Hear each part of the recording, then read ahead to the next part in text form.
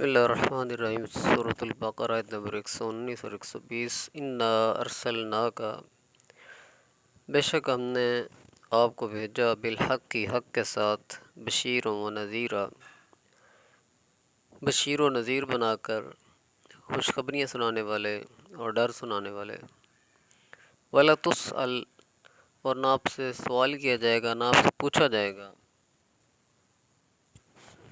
ان اصحاب الجحیم، دوزخ والوں کے بارے میں، یعنی آپ سے یہ بات نہیں پوچھی جائے گی کہ دوزخ میں لوگ کیوں گئے۔ ولن تردا،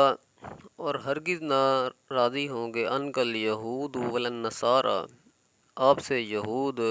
یا آپ کے بارے میں یہود اور نصرانی یعنی عیسائی،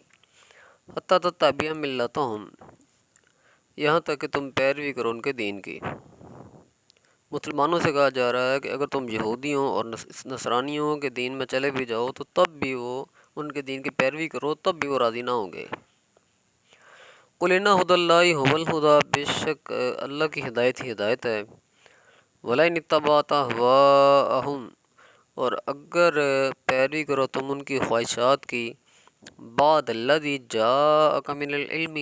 بعد اس کے تمہارے پاس علم آ چکا، ما لک من اللہ من ولی ولا نصیر، نہیں تمہارے واسطے اللہ سے من ولی ولا نصیر، کوئی دوست اور نہ مددگار ہے۔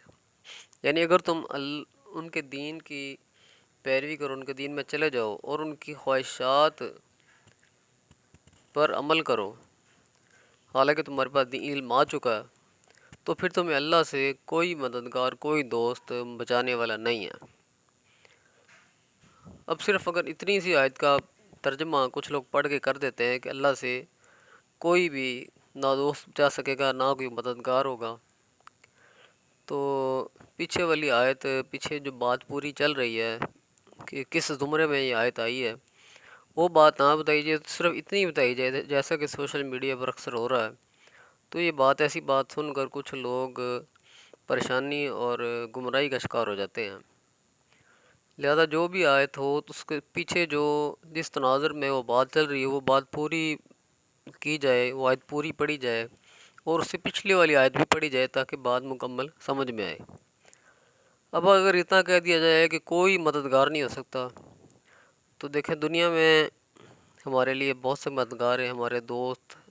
ہمارے عزیز رشتہ دار، احباب، بہت سے مددگار ہوتے ہیں، ایک دوسرے کو قرض دیتے ہیں، تو جو قرض دینے والا یا کوئی کسی کی پریشانی دور کرنے والا تو اس کا مددگار ہوتا ہے۔ آقا علیہ الصلوۃ والسلام ہمارے مددگار ہیں۔ حضور نے فرمایا کہ من زار قبری وجبت لہ شفاعتی، جس نے میری قبر کی زیارت کی اس پر میری شفاعت لازم ہوگی، یعنی کہ حضور مددگار ہیں۔ احسال ثواب کے بارے میں، اگر کوئی کسی کی جگہ حج کرنے چلے جائے، کسی فوت شدہ کی جگہ پہ حج کرنے چلے جائے، یا جیسے ہم اکثر محافل میں قرآن پاک پڑھ کے ذکر اذکار کر کے احسال ثواب کر دیتے ہیں، تو وہ حج کرنے والا یا احسال ثواب کرنے والا، جو بھی ذکر اذکار کر کے احسال ثواب کرنے والا، وہ فوت شدہ کا مددگار ہے۔ روز محشر میں بھی بہت سارے مددگار ہوں گے، جیسے شہید کے بارے میں آتا ہے کہ وہ حدیث پاک ہے، وہ 70 لوگوں کی بخشش کروائے گا، 70 لوگوں کی شفاعت کرے گا، 70 وہ لوگ جن پر جنت واجب ہو چکی ہوگی ان کی سفارش کرے گا، وہ 70 لوگوں کا مددگار ہوگا۔ حافظ قرآن کے بارے میں آتا ہے کہ وہ 10 لوگوں کا، اور کسی اور جگہ پہ اس سے زیادہ تعداد بھی بتائی گئی ہے کہ وہ ان کا مددگار ہوگا۔ رسول اللہ صلی اللہ علیہ وسلم دنیا میں ابھی بھی ہمارے مددگار ہیں۔ قرآن پاک کہتا ہے کہ وَلَوْ أَنَّهُمْ إِذْ ظَلَمُوا أَنفُسَهُمْ جَاءُوكَ، اگر تم اپنی جانوں پہ ظلم کر بیٹھو تو جاؤ گا وَاسْتَغْفِرُوا اللَّهَ، اللہ سے معافی مانگو، وَاسْتَغْفَرَ لَهُمُ الرَّسُولُ لَوَجَدُوا اللَّهَ تَوَّابًا رَحِيمًا، یعنی کہ ہمارے لیے اولیاء اللہ وہ بھی ہمارے مددگار ہیں کہ ہم ان سے دعائیں کراتے ہیں۔ اللہ کے نیک بندے مددگار ہوتے ہیں، تو صرف یہی کہہ دینا ہے کہ کوئی دوست نہیں ہو سکتا، کوئی ولی نہیں ہو سکتا، کوئی مددگار نہیں ہو سکتا، تو ایسی بات نہیں ہے، یہ بات صحیح نہیں ہے۔ اب ایک حدیث پاک ہے کہ ذکر علی عبادہ، کہ علی کا ذکر عبادت ہے۔ اب عبادت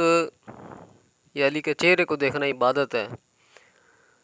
تو یہ بھی حضرت علی کا ذکر کرنے والے تو وہ یہی سمجھے نا پھر کہ حضرت علی ان کے مددگار ہیں،